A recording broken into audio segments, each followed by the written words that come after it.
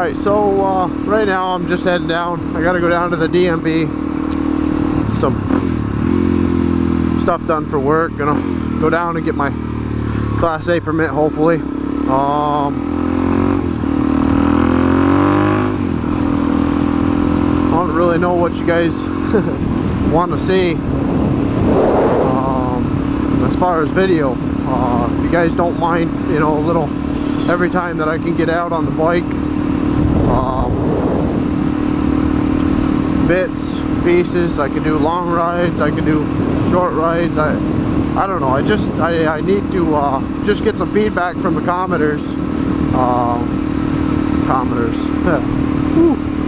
Comments about what y'all want to see. I mean, I could throw up some videos like this, just cruising around, and it's not all gonna be cruising by no means. I'm gonna be out playing. It's just I've just been so busy with freaking work. I forgot to mention a bunch of stuff about the bike yesterday, being my first little review walk around. That, and I had neighbors looking at me. I had my wife looking at me like I had 3 heads. So nobody's used to the cameras, and I'm pretty camera shy. So that's pretty much at least the beginning, you know. It takes a little bit. I always hated cameras growing up, so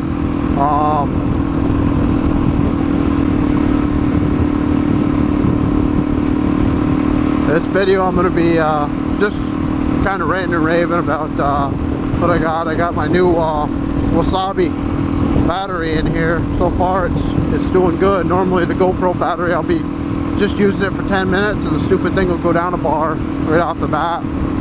So far it's held up pretty strong here. I did bring a spare just in case, and also I want to know how the sound quality sounds. I just bought a new Audio Technica mic. It's got a little battery on it, so hopefully I remember to power the stupid thing on. And yeah, hopefully there's a great deal of quality difference here. Also on the bike, which I'll do a lot better walk around down the road. It's just I wanted to throw one up as a quick video to let y'all know, hey, I'm still alive, I'm still around. It's just I've been so freaking busy, and I was waiting on parts, waiting on my helmet, you know, and all that other fun stuff. So yeah, and I mentioned the R1 I had. I guess we'll talk about that because we got a little ride to go. So I got the R1 after the first year I got married. It's back 4 or 5 years now. Bought my wife a little Scion TC, and I was always wanting a sport bike, so we, you know, sold her old car, found a R1. It was in decent shape. There's some dents in the tank. I guess the guy had it out for sale, and his ex-girlfriend or something like that, she ended up taking a crowbar to it, which it didn't look all that bad for, you know, what the kid had told me, a girl with a crowbar. I mean, you know, it's a steel tank, so you can see how bad that could really get, but it wasn't all that bad. I went through the bike. I bought the bike $4,500. It had 7,000 miles on it. It was an 03 Yamaha R1. My first official street bike. I rode my dad's Yamaha. I started out in the Yamaha V-Star Classic, and I really enjoyed it. It was slow. It was really slow, but it's how I started, you know. Everybody starts somewhere, and that's what I started on. And then after I got married, I upgraded, a huge upgrade, to a Yamaha R1, 7,000 miles on it. It was the silver and gunmetal gray fairings on it. It was gorgeous, absolutely gorgeous. I'll throw some pictures up sometime once I get the whole editing thing done. I got a new editing software also, so that's huge. huge helping. Yeah, so I got the R1.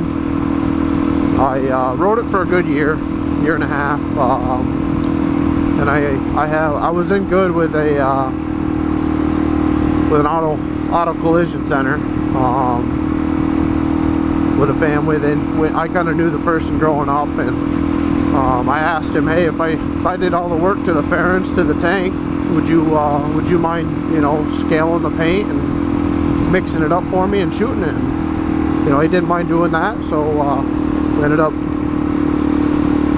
doing that, and he painted all the fairings, the tank, little bits and pieces here and there for $150 bucks, which I thought, you know, that's a steal compared to the actual price of fairings, and not aftermarket. I'm talking OEM. I know I had we're not going to say any names, but I had a local business. Oh, it's raining here. Nice.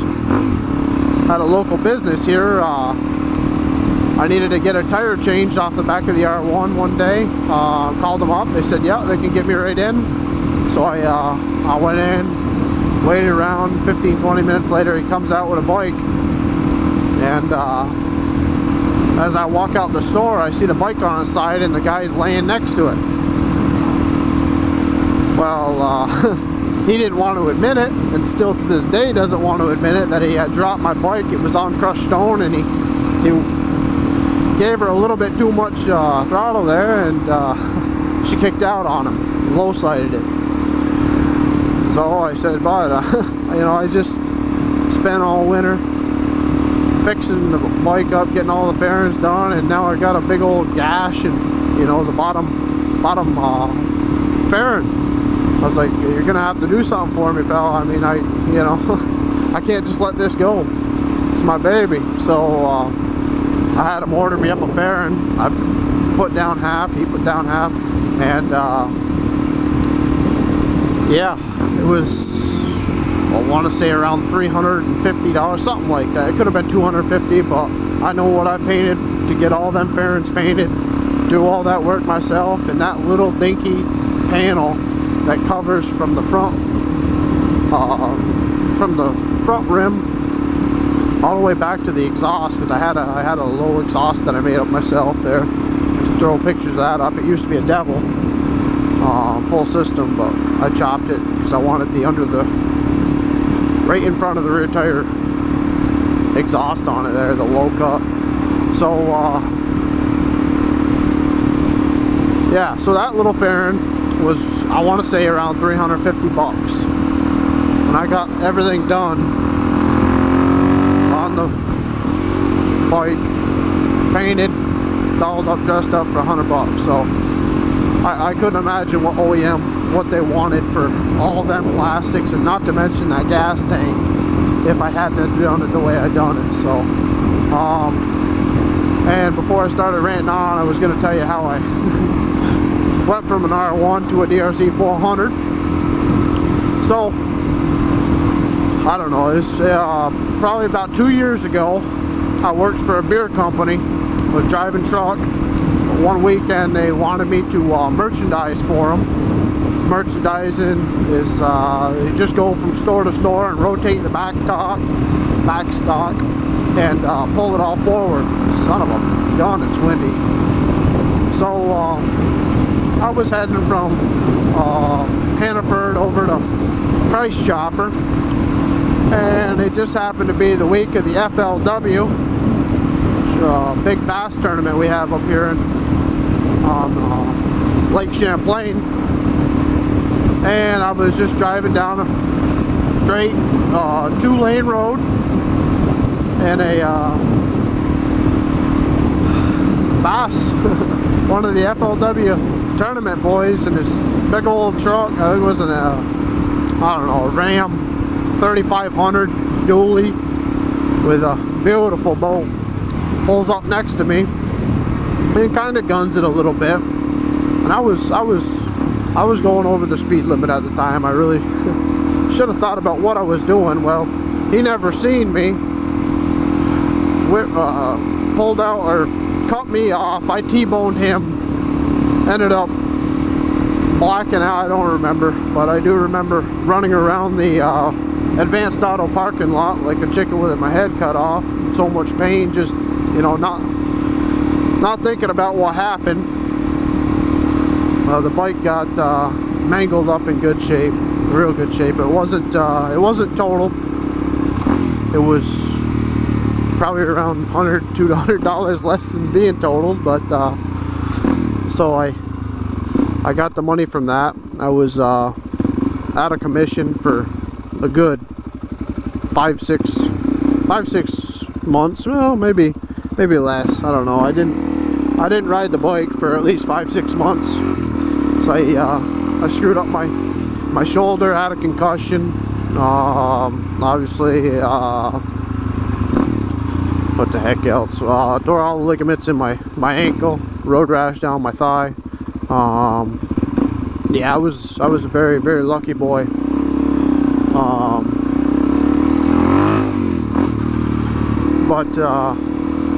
So yeah, like I was mentioning with Jake there, while I was kind of crippled up, we'll say, I became a huge fan of the YouTubes. Met lots of good people on there. One person, like I said in the little video there yesterday, in particular, was I started watching Jake, and I was not too impressed with him. Very honestly, I didn't know how big he was. You know, that I don't go for people because they're big on YouTube. I go to people that I can relate to and, you know, see hanging out with. And Jake, he was just too off the wall for me.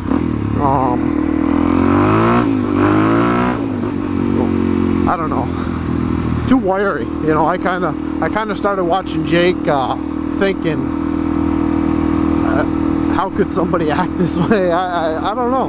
He's very hyper. I'm kind of laid back kind of guy, so I started just watching him just for a laugh, you know. And then I ended up really enjoying his program. So he led me to Fire Guy, and the same thing happened with Accidental Broadcast. I mean, Jake was just heading over to Maui, and I watched a little bit of it, and I was like, Accidental Broadcast, you know, who the heck is this guy?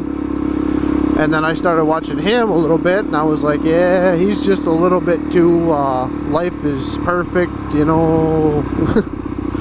Yeah, it's just, everything seemed too perfect with him, like he was freaking high all the time or something for me. So I kind of fell away from him. But just recently, really enjoying his production. I've watched every single one of his videos. Just, yeah, I love it. He's a good boy, that guy. Great guy. So yeah, I don't remember where we were going with anything right about this particular point in time. But yeah, okay. When I was all crippled up, I was watching Jake the Garden Snake doing his thing.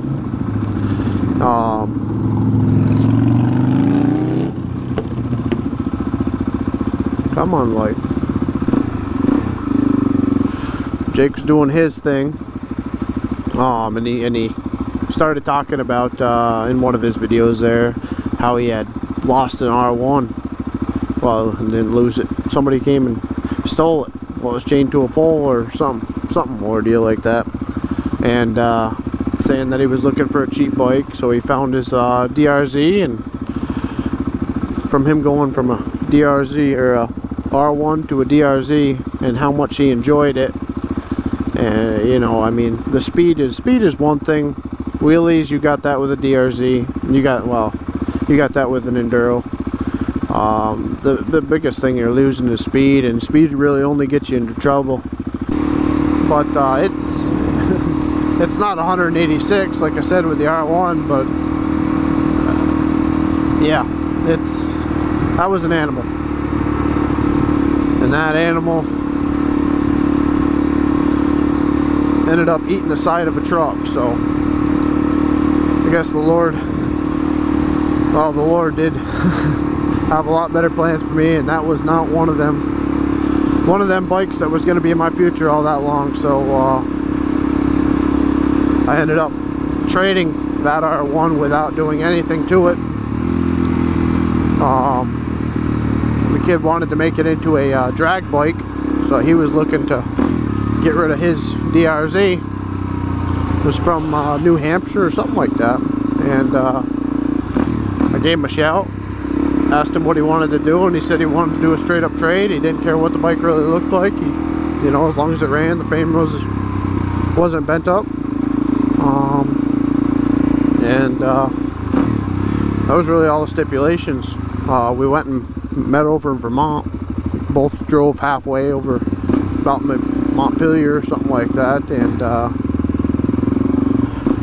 yeah, I went over, test drove the bike, absolutely loved it. It was a different experience, you know, and here we are today.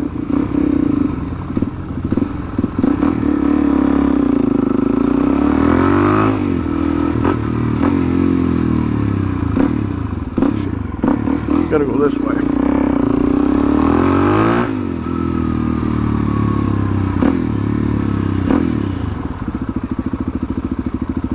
And yeah, that's about it for this little vlog. Let me know in the comments below if you guys enjoy this type of video or what you guys want to see. Alright guys, please comment, rate, and subscribe. We'll see you at the next one.